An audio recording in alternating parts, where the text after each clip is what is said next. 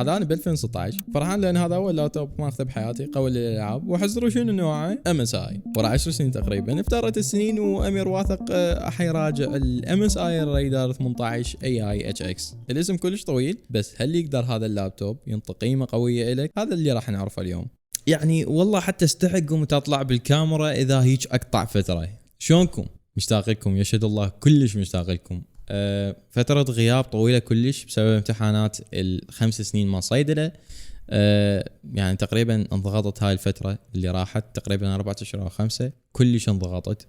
وهاي عدت خلصت الحمد لله والشكر. قبل اروح لكم للنقطة اللي شفتها قبل 10 سنين ورجعت ورا 10 سنين لقيتها نفسيتها، جودة التصنيع والتصميم. طبعا اذا نريد نحكي بشكل مفصل فالهيكل مصنوع من معدن وبلاستيك عالي الجوده. ليش بلاستيك عالي الجوده؟ فهاي جايكم عليها بالترتيب. فوق شهاده الSGS اللي ماخذها اللابتوب واللي ببساطه يقدر يعيش الجهاز وياك سنوات مو سنه وسنتين. تلقى البانل من برا كله معدن بالكامل. معطول جيمنج لابتوب تلقى لمساتها مسائل حمراء بكل مكان. بالمناسبه الكيبورد قبل 10 سنين من ستيل سيريس وهم ورا 10 سنين من ستيل سيريس بس اكيد RGB سمارت والبناء مالته كلش متطور عن السابق. نرجع وياكم ليش قلنا بلاستيك عالي الجوده. فالجواب كلش واضح. اذا صار الضغط على منطقه الكيبورد او حتى انت تضغطه باصابعك فهاي المنطقه راح تنزل وياك لجوا. ليش؟ على مود يصير امتصاص للضغط. فهنا ما نقدر نخلي معدن فلازم البلاستيك قوي على مود يمتص هاي الصدمات. دائما متعودين عليه من ستيل سيريس والMSI راح نلقى السويتشات مالتها شبه ميكانيكال. نفس النمط اللي شفته بMSI قبل 10 سنين نفسيته لحد هسه موجود. وزن الجهاز هنا ثقيل 4 كيلوغرام تقريبا واللي يخليه جهاز يتطلب عنايه كلش بالنقل. اذا نريد نسولف على الشاشه هنا هي المنطقه اللي اثرت بيها العظمه انا اسميها. شاشتك هنا 18 انش 4K 120 هرتز وعلى مود يكمل لك كل هاي السوالف حاط لك شاشه نوعها ميني LED. انت تتخيل ويا الموضوع 16.8 مليار لون. هاي غير الDCI-P3 مالتك 100%. يعني ويا الترو كلر تكنولوجي اللي موجوده عليها تقدر تعدل المساحه اللونيه براحتك باللي عجبك. وين تريد توديها؟ تستهلك محتوى افلام، تروح تتونس بشوفه الشاشه والوانها. شاشه وين ما تطلع وتطحن بيها قادره تلبي كل احتياجاتك. خاصه احنا نحكي على 18 انش. وين هاي 18 انش 180 درجه تختلف عن 16 انش. انت تشوفها انشين بسيطات بس لعب بالمونتاج. اذا بالمساحه انا دا اشتغل كلش قاعد ارتاح ل 18 عكس 16 راح تشوفها انشين بس كلش فرقا. بس اذا ربطناها ويا الاداء مهاجك المدعوم بالذكاء الاصطناعي اللي هو الالترا 9 ال 285 HX سواء افتر افكت او دوبر بريمير فرق من السما للقاع. معالج ويرا ما دياك لان المونتاج اكل والتايم لاين صاير زبد. هذا الحكي كله فوتجات 4K ليرات وجرافيكس تمبليت وهاي السوالف المطحونه كلها انا ذابها بالمونتاج. وشغله الاجيال مال القطع الجديده بدها تختلف تماما عن الاجيال السابقه. يعني هسه مثلا عندك الجيل الخامس مال الهارد ديسك والتكنولوجي مال MSI ويجيك المعالج بصيغ يحتوي على الانكودر وديكودر جديده. فالصيغ اللي يحتويها تفرق تماما عن الاجيال اللي قبل وما شفتها الا لما صارت عندي. والصدق فرق التجربه والورك فلو اللي كان عندي قبل ياخذ مثلا ربع ساعه هسه صار اقل من دقيقتين 3 دقائق.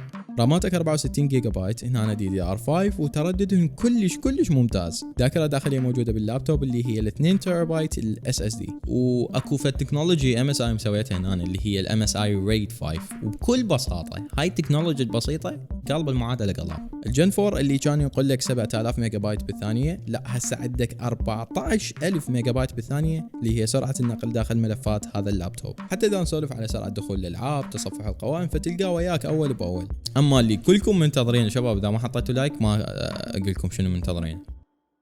اوكي شباب كارت الشاشه. فاللابتوب هنا راح يجيب سلسله كروت انفيديا الجديده اللي هي ال50 واللي راح يكون هنا هو RTX 5080. اذا نحكي على سلسله كروت ال50 هنا ادائها الخام ما سوى فرق كلش هوايه اللي هو سوى فرق 8 ل 12% عن جيل ال40. بس الفرق وين سواه؟ اكيد بمميزات الذكاء الاصطناعي اللي هي المالتي فريم جنريشن DLSS 4 انفيديا ريفلكس الجن 2. هاي كلهم ضربوا لك الاداء الجرافيكس 3 الى 4 اضعاف. فتشوفه يسحق الالعاب سحق ولا همه. بس هو طبعا خليني اقول لكم شغله اللي هو مو كل الالعاب يدعمن هاي المميزات. يعني لحد هسه اكو العاب هوايه ما يدعمن هاي المميزات اللي جاي من انفيديا. جماعة السي اس 2 شوترز الاي سبورتس، هنا أنا ما تفيدكم هاي الميزة، لان كل الالعاب تعطيكم فريمات فوق اللي تحتاجوه. بس فرضا انا فعلتها صح راح احصل فريمات، بس الليتنسي راح يقب قبه عندك. بشكل عام والله عاد الشقة كل شيء راح تجيب لها راح تاكله. ليش؟ لان هي هاي اند. جودة الصوت هنا للامانة كانت يعني مو كلش، تمنيت تصير بعد افضل بهواي، لان ميزانية الجهاز مو قليلة ابد. لان انا بتجربة المونتاج عانيت بيها بسالفة الصوت، واضطريت استعمل سماعة اصلا خارجية على مود اشوف ايش دا اسوي انا اصلا بالصوت. رغم اللي يقتلني اخوان 4 سبيكرات ستيريو مدعمة بكروت صوت وانظمة مدعومة من ام اس اي وغيرها، وهاي كلها بمدى تطلع شغل احترافي.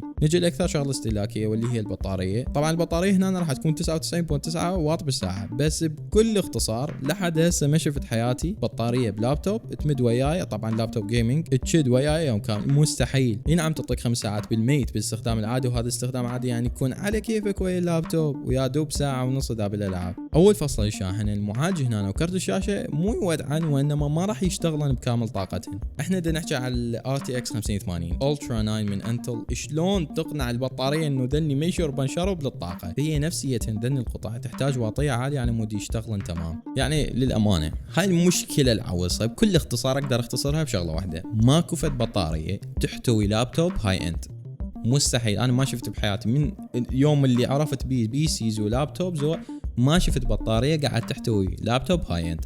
لابتوب هاي اند يعني كله كامل فول، هيك واحد على واحد. هذا اللي يقول لك بيها فتحه وقماره وبصمه، هي هذا الهاي اند. اللابتوب كل صعب انه تحتويه لان القطع اللي بيه كلش قويه. اما اذا نحكي على منافذ اللابتوب فهنا كلش كافيه. عندك يو اس بي ايجنت، وعندك اس دي كارد اذا تريد تدور محتوى وانتاجيه وكاميرات وذني، او يو اس بي سي او لان. كل شيء محتاجه وراح تحتاجه راح تلقاه بهاي المنافذ. طبعا هذا هو الام اس اي اللي راجعته. او اكو شغله ما تعرفوها وتعرفوها، هو بلاينين. لاينين يعني شنو؟ بخطين انتاج. خط اللي بكرت شاشه 5080 اللي هو هذا راجعته، والخط الثاني اللي هو ال 5090 واللي هو عند النبع مو عندي. اذا لكم نيه تاخذون لابتوب وخاصه من ام اس اي وبراندات معروفه، فقبل تروحون للصناعه عن النبع. الشكر موصول جماعه النبع، لانه هوايه يتحملوني وظل وياي اسابيع هاللابتوب على مود فتته تفتيت للامانه. يعني اذا عندكم اي سؤال بخصوص هذا الوحش الام اس اي، فقبل تجوني الانستغرام مالتي اللي هو هذا، راح احط لكم تاج هنا، يسالون اي سؤال راح اجاوب عليكم مباشره. شكرا همات لكم اصدقائي لان تحملتون نهايه هذا الفيديو، يعني صار لي ساعه الغي، فشكرا كل شوي لكم، وان شاء الله اشوفكم بفيديو قريب كلش يعني اسبوع ان شاء الله، اكثر اسبوعين 3. اوكي نشوفكم ان شاء الله قريبا. في امان الله.